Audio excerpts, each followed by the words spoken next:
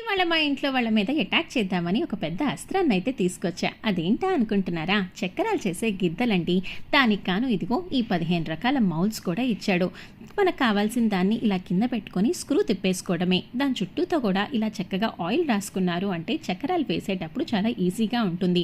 అందరూ కలిపినట్టే 3 ఇంతలు బియ్యపిండి, 1 ఇంత శనగపిండి, మన రుచికి తగినట్టుగా కావాల్సినంత ఉప్పు, కారం, వాము, నువ్వులు అన్నీ కలిపేసి లాస్ట్లో డాల్డానో వేడివేడిగా మరిగించిన నూనె కాకుండా ఇలా పుల్లటి మజ్జిగతో పిండిలాగా చేసుకుంటాను.